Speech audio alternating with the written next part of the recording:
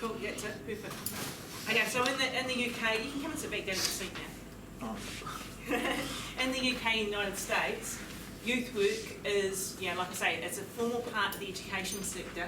In New Zealand, it's not. It fits across a whole lot of sectors. What does that mean? It really means that in New Zealand, we forget that actually, as youth workers, we are all educators. We are all educators. And every activity we do with young people, and this is the key of this course, needs to be intentional.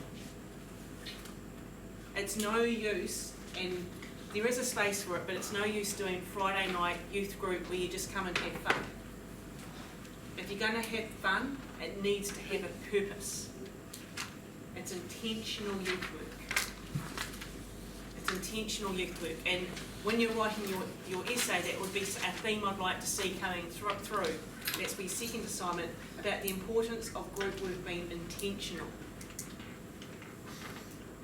Okay, but youth workers do not teach in the traditional way at all. Youth workers do not sit down in front of a class and give a lecture, nor do they require young people to do lots of writing. We teach through experiences. We teach through experiences, and that's what EBL is all about. It's also key to how we try to run the BYD as a course in Wellington and Auckland, is we like to actually do activities. We like to actually involve you physically in activities that will give you teaching. So hence when you did, and some of you will be doing it this trimester, your human development paper with Arden. Arden didn't sit in front of you for hours teaching you about all those theories. And I know that last year you got one of our other lecturers who did, because she doesn't teach on the BYD formally. And people say, oh, it was hard to understand. Because we don't sit down and say, well, this is Piaget, this is his first stage, this is his second. We actually try to teach you that through an activity. So it's what we'd call a pedagogy. A pedagogy is a formal theory of teaching and learning. Okay, if you want to know how to spell pedagogy, it's P-E-D-A-G-O-G-Y.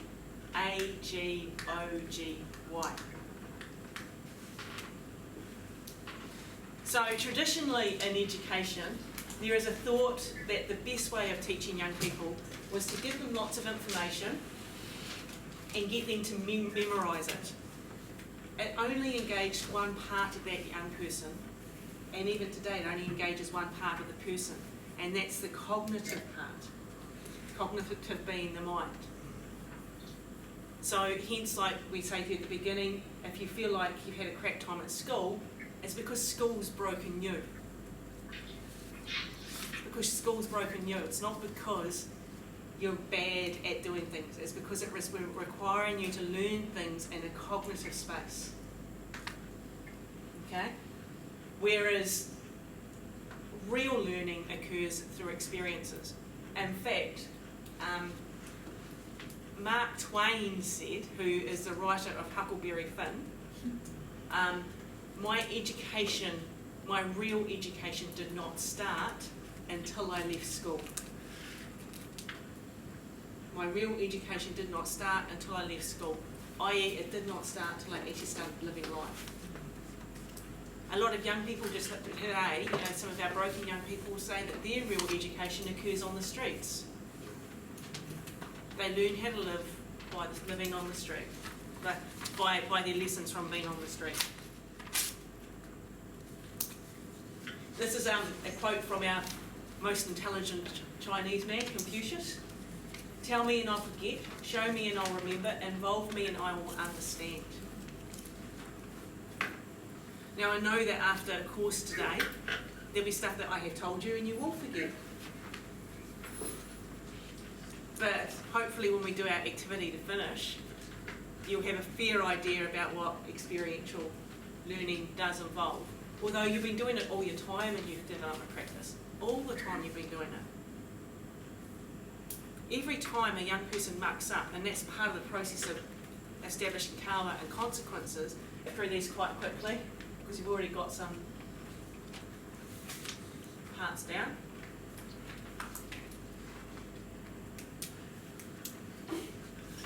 so it involves these key aspects. Activity. You are in an activity right now, but it involves an activity that engages more than just the cognitive. Okay?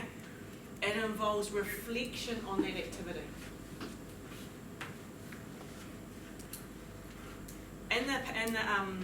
I'll give an example from what we've been doing over summer. What happened last week? So, with the oldest, we have been given by we broke a windscreen in the holidays, and we got one of those 2-for-1 movie passes. So we said to the eldest of the girls, look, if you ever want to go to the movie, give us a yell, you can take a friend and we'll take you into town. This is actually really good because it's teaching her, giving her freedom that she doesn't have. We'll take you into town, you can go to the movie. So she wanted to go and see, what's that superhero one? Deadpool. Oh, yeah. She wanted to go and see Deadpool. So we got the tickets for her, and we knew that this was going to happen, but we said, nah, she's going to have this experience. And we said to her, we'll need to take your ID with you. And she said, yes. And we said, do you realise it's R16 and she's not 16? And she said, yes. And she said, but are we all right if you come with me? Well, did my husband, because he went and got her, he got the biggest telling off for trying to smuggle in. But we did it, we knew that this was going to happen. And then afterwards we reflected on it with her. It was an experience that she could have, a real one, and then we could use that to reflect on what these age restrictions are, why they're there. We didn't use it to reflect on how you work yourself around those age restrictions, because she's actually quite young internally. So even though she's 15, she's still quite young internally. So we didn't want to give her information she didn't need to know. But we could use it as a really good learning experience. So she saw the movie? No. No, she didn't. She saw Eric, my husband, being told off for taking her to the movie. Because she's underage. Wow. And my husband was like, he didn't mind. He got a real telling off that. He took it, and he was like, I'm really sorry at the end of it. But we knew it was going to happen, so we put all the cards into play for that to happen. And we gave her $10 and let her walk around Wellington for the day, so she created a little video story of Wellington. So it ended up being really good. But yeah, it's like every experience, how can you actually reflect on it? And what can you actually learn from it? Get hurt. What's that? Get hurt. Get hurt. Get hurt, and that's how you learn. Oh yeah. That's how you can reflect on it. One of our graduates this year said to us his mother knew when he was 3 years old that he was an experiential learner because he cut his finger off and by using the scissors that he was told were too sharp. And then when his mother went to ring the ambulance up, he had also cut the phone cord. Oh. Sorry, it's not funny. I know, it's not funny, but everyone laughed when he said it in class. And he said that's his whole life, has been learning through experiences. But we don't need to always have negative ones. We can learn through the positive as well. And it's our job as youth workers to create the positive experiences. Yeah. So, and anything that's experiential, the learner has to be a participant, not an observer. Okay? They're actively engaged the whole time. We've already gone through how they're engaged, and we've already actually even gone through failure, adventure, and the risk-taking. The key thing, though, with experiential learning is it overflows into another type of activity called adventure-based learning, which involves taking young people into stuff like high ropes courses. And Westport, where I come from, it involves pushing us off edges of cliffs to do abseiling down to the bottom, caving. I speak from where I'm from, Westport, because that's where the ABL, I think, is the richest in New Zealand, when you can actually take young people, caving and whitewater rafting and all this stuff, and it's all on your back doorstep. But if you're doing this sort of stuff, the key concept is challenge by choice. You never push a young person into an activity that they are too shy to engage in. As you'll find out next week, you'll break them. Challenge by choice is quite important. And certain activities like the next one I'll say, Debs, it's fine for you to sit out this activity and be an observer. Because there are some activities that people will go, I need to choose to sit out of this one. Okay? So challenge by choice is absolutely essential. But in experiential learning, you want to make sure that the activity that you develop doesn't have to go to the extremes of adventure-based learning. It has to be one that wants to stimulate everyone. What's the difference between encouragement? We'll go into that next week. Sorry, Yeah, that's a good question. We'll get there next week. I thought that too encouraged spontaneous. The role for me in these activities, or the role for you, the youth worker, is a facilitator. We are not talking people through things, we're facilitating it, making sure it works. The coach, encouraging, getting things going. And every experiential learning activity will have outcomes that you want to desire, you want to achieve. And typically they are what we call therapeutic. Now we'll get into those much later on because they're not, that word's not as daunting as it sounds.